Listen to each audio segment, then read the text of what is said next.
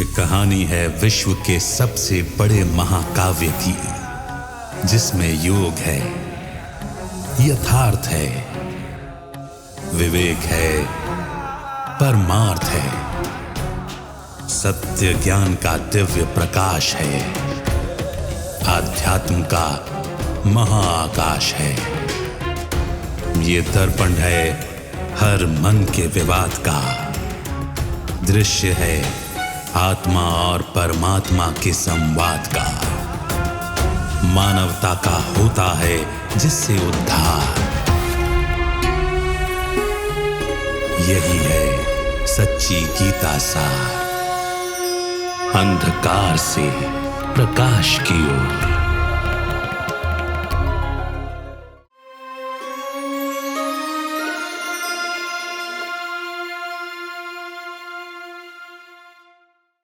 नमस्कार। अंधकार से प्रकाश की ओर सच्ची गीता सार इस कार्यक्रम में आप सभी का स्वागत है। आज विश्व को अगर हम देखते हैं तो हम देखते हैं कि हमारे आसपास हिंसक घटनाएं दिन ब दिन बढ़ती जा रही हैं। हम में से बहुत सारे लोग सोचते भी हैं, कहते भी हैं, हमारे घर में अगर बड़े बुजुर्ग हैं तो वो ये बताते भी हैं हमें कि उनके जमाने में ये सब कुछ नहीं होता था, इतना अधर्म, इतना हिंसक घटनाओं का बोलबाला नहीं होता था। आज हम एक विश्व युद्ध को अपने आंखों के सामने नहीं भी देख पा रहे हो तो भी हम ये जानते हैं कि विश्व में युद्ध व्यापक हो चुका है। कितने जगह ऐसे हैं जहां पर आर्म्ड कॉन्फ्लिक्ट्स हो रहे हैं। आखिर आज जो बात हम देख रहे हैं, आज से 50 या 100 साल पहले तो नहीं थी। आज से 100 साल पहले भी दुनिया एक बेहतर और शांतिपूर्ण जगह थी। ऐसे में क्या सृष्टि की आदि सतयुग का समय वहां कोई युद्ध हो सकता है? क्या देवताओं के साम्राज्य में युद्ध चल सकता है? क्या देवता युद्ध कर सकते हैं? इन्हीं विषयों पर आज हम चर्चा करते हैं। हमारे साथ स्टूडियो में ब्रह्मा कुमार ब्रजमोहन भाई हैं। भाई साहब, आपका स्वागत है। ओम शांति।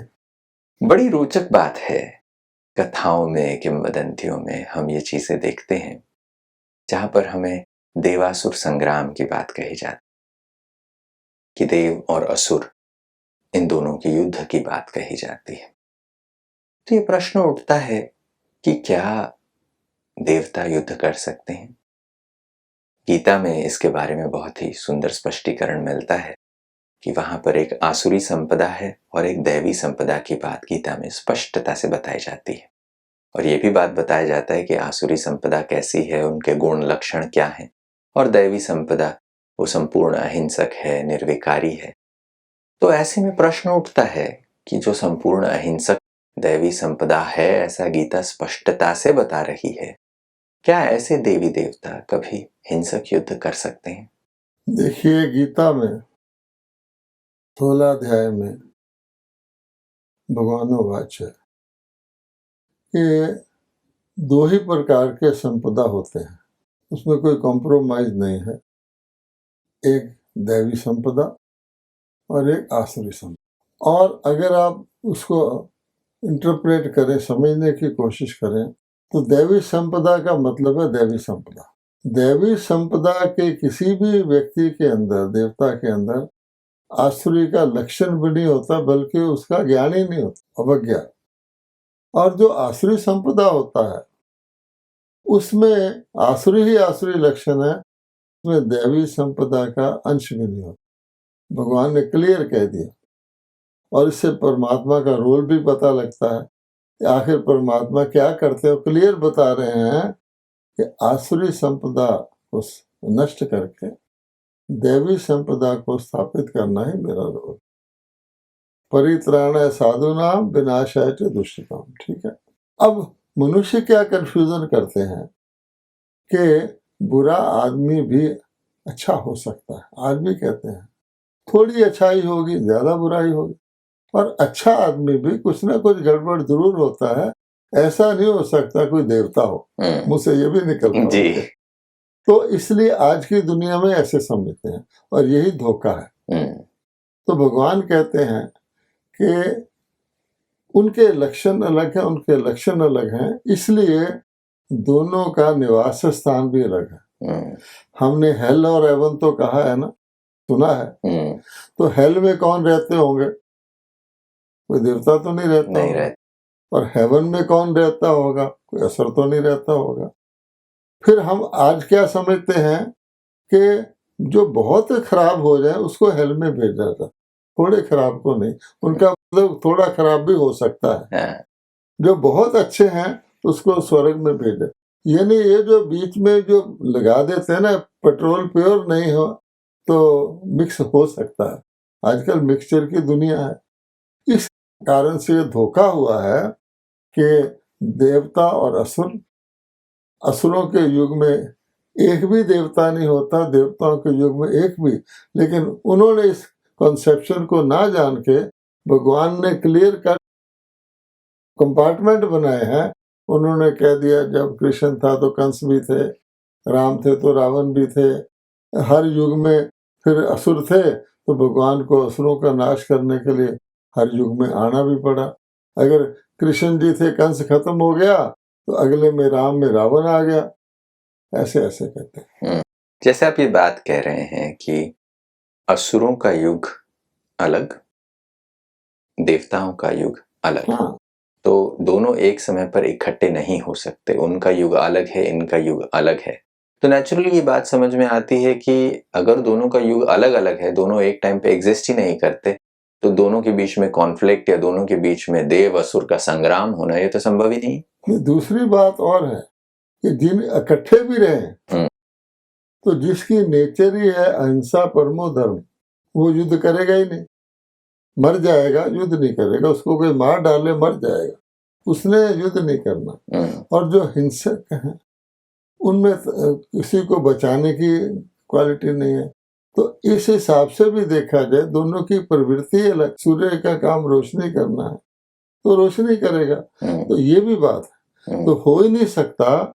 लेकिन वास्तव में गीता में देवताओं के युद्ध का वर्णन है। लोग समझते देवता युद्ध नहीं करते, नहीं करते, हिंसक युद्ध नहीं करते, लेकिन हिंसा से युद्ध करते हैं। ये खास बात नोट करने की है। गीता का जो पहला श्लोक है, धर्म क्षेत्र, धर्म में भी युद्ध क्षेत्र है, जिसको लोग धर्म युद्ध कहते हैं। आजकल वो उल्टा लिखते हैं, होली वार, हिंदू मुस्लिम की लड़ाई हो गई, धर्म युद्ध नहीं। धर्म के लिए युद्ध करना अर्थात गीता को आप देख लीजिए, उसका सार क्या है कि जो अधर्म है, काम क्रोध लोभ मोह अहंकार, उसको जीतना। भगवान सारी गीता, उन्होंने भी तो युद्ध किया, लेकिन वो कोई हिंसक युद्ध नहीं था, हिंसा से युद्ध था। अब लोग पूछते हैं कि देवताओं को स्वर्ग कैसे मिल गया, भगवान ने युद्ध वगैरह तो करा, स्वर्ग कैसे मिल गया? तो हम दुनिया में रोज कहते हैं मन जीते जगत जीत, मन जीते जगत जीत, कहते हैं कि नहीं कहते? कहते हैं। अब मन जीत, ना उनको मन जीत का पता है ना जगत जीत का पता है। ना कोई सोच सकता है कि मन जीते से जगत जीत होता है, और ना आजकल कोई मन को जीत सकता है।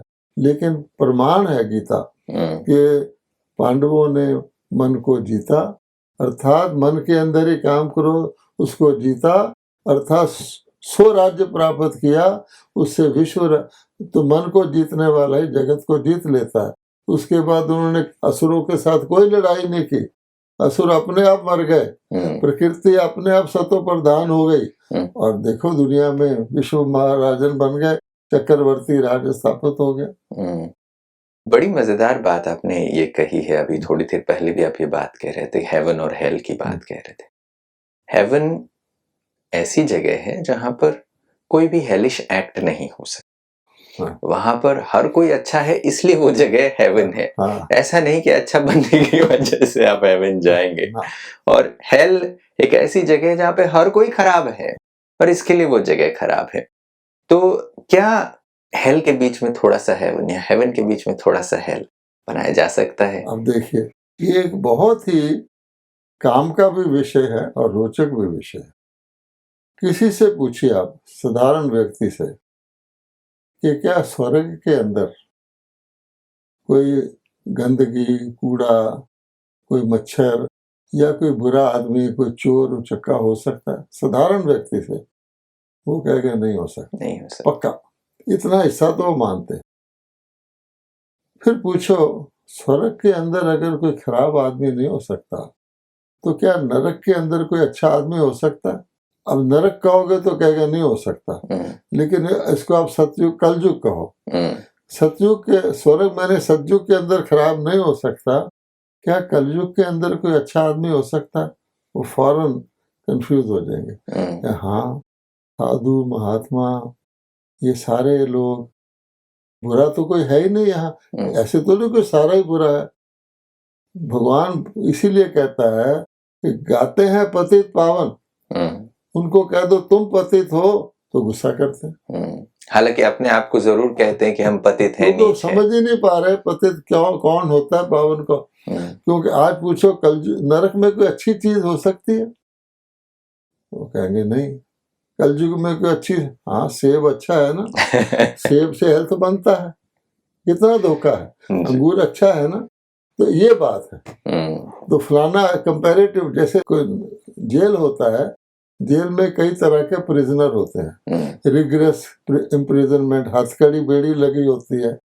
सिंपल इम्प्रिजनमेंट, पॉलिटिकल प्रिजनर को अखबार भी मिलता है पढ़ने को, तो वो भूल जाए, वो कहते हैं प्रिजनर तो ये है, इसने बेड़ी लगी, मैं तो अखबार पढ़ रहा हूँ। लेकिन कोई कोई नेता कहता है कुछ भी है, वो तो हम जेल में ही है ना। ये बात है सारी। तो भगवान यही समझाता है उनको कि तुम लिबरेट करने को क्यों कहते हो, क्योंकि तुम बंधन में क्यों मांगते हो, भक्ति पूजा क्यों करते हो? जरूरत ही नहीं, अगर तुम मौज में हो तो रहो। ये है, बंधन में हो तुम जानते हो, इसलिए भगवान कहते हैं जरा सा भी अगर किसी को बंधन है, श्रेणी बदल जाती है। यानी फर्स्ट डिवीजन और सेकंड डिवीजन में 1 नंबर का ही तो फर्क होता है। बिल्कुल, तो श्रेणी बदल जाती है। तो भगवान ये बताता है कि युग के साथ वर्ण है, जिसको कहा जाता है देवता वर्ण, ब्राह्मण वर्ण, क्षत्रिय वर्ण व शूद्र वर्ण। शूद्र वर्ण कलयुग में होगा। अब सीधा कलयुग में कह दो कि सारे ही शूद्र हैं, तो कितना गुस्सा करेंगे। गवर्नमेंट तो बैन कर रखा है अछूत कहना।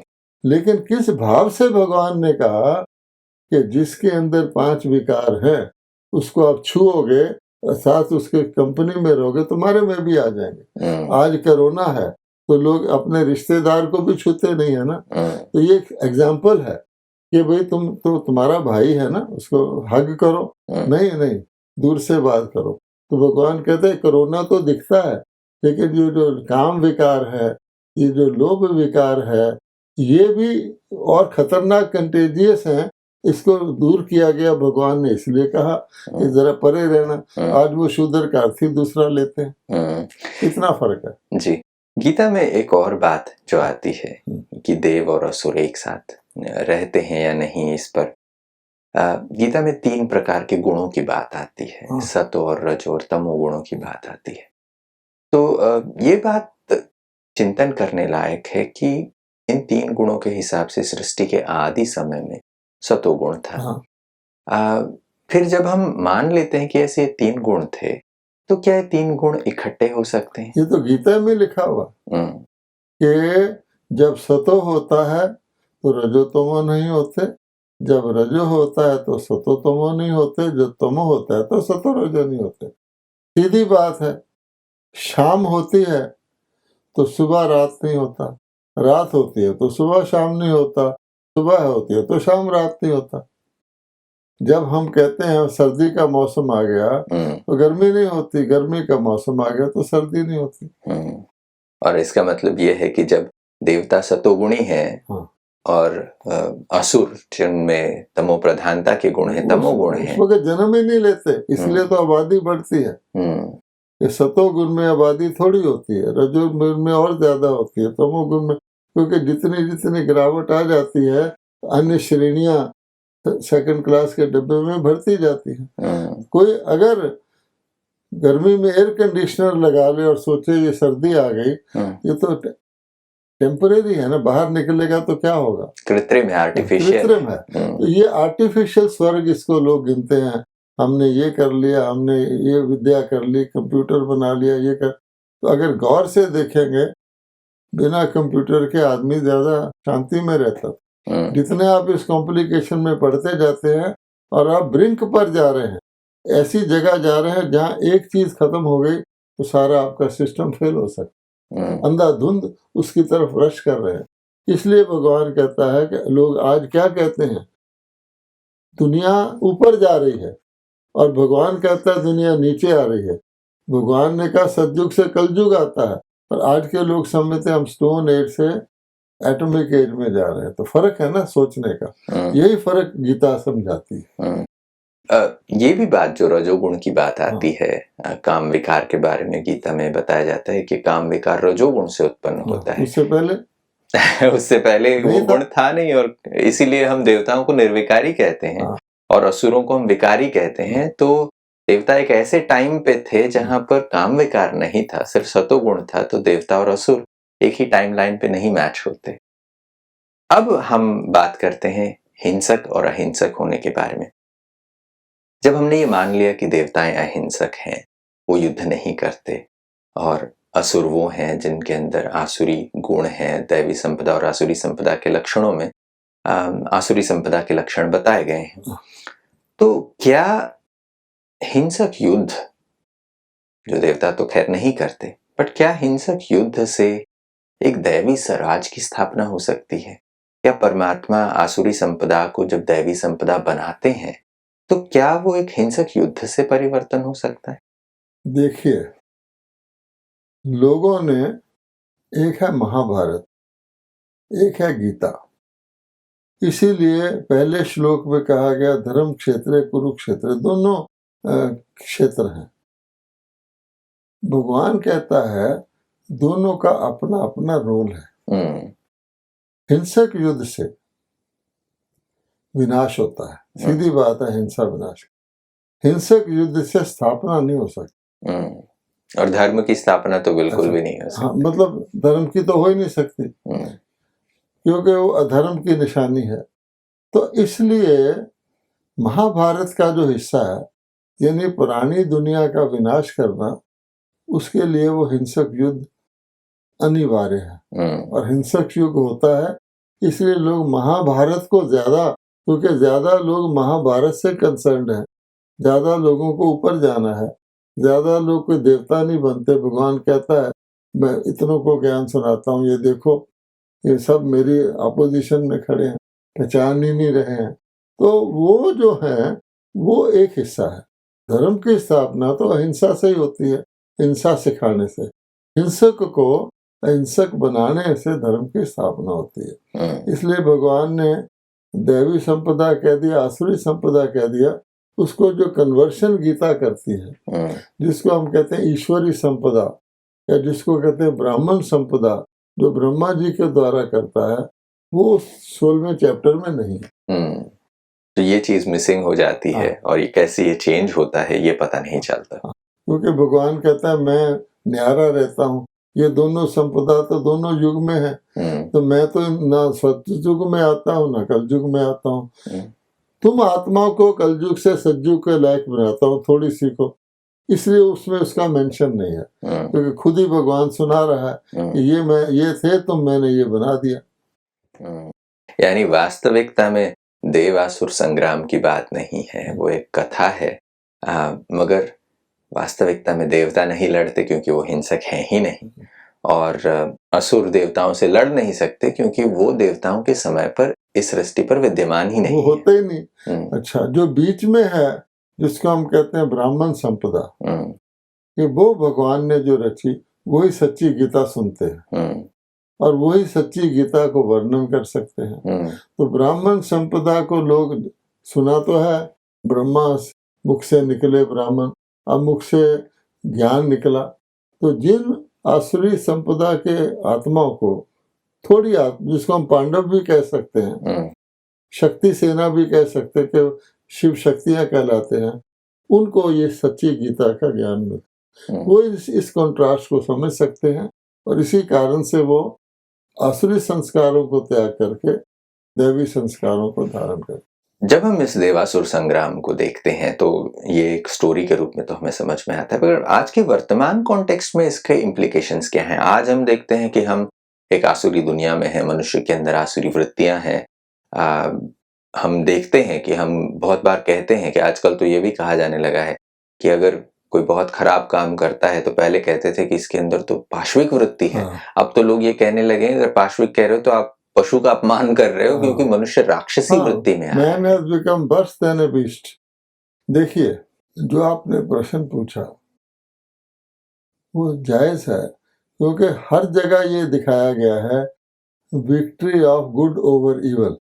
जहाँ भी वो रावण को जिलाते हैं, जहाँ भी वो कंस को मारते हैं, कि अच्छाई की बुराई पर विजय।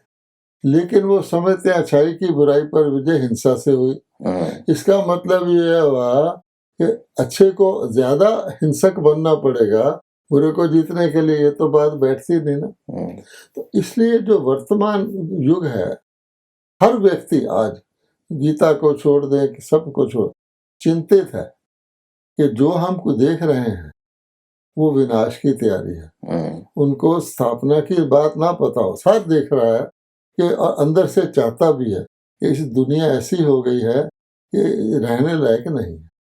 मन से भी सोचता है, आगे उसको पता नहीं क्या होगा, लेकिन ये भयानक सीन देखते हैं जब सुनते हैं कि यहाँ युद्ध है। जैसे आपने कहा सारी दुनिया में युद्ध ही युद्ध है, तो विश्व युद्ध तो हो ही रहा। उसके अलावा प्राकृतिक आपदाएं, ये कोरोना जैसी बीमारियां, ये सब नई चीजें हैं। लोग कहते हैं अज्ञात शत्रु हैं। तो ऐसी स्थिति में जो भगवान ने बताया हुआ, यानी और पॉपुलेशन कितनी बढ़ गई है कि मैं आऊँगा ऐसे समय जब अति दुख होगा। आज देखिए दुख, अत्याचार, दुराचार, खूने नाहक, उस परिस्थिति है।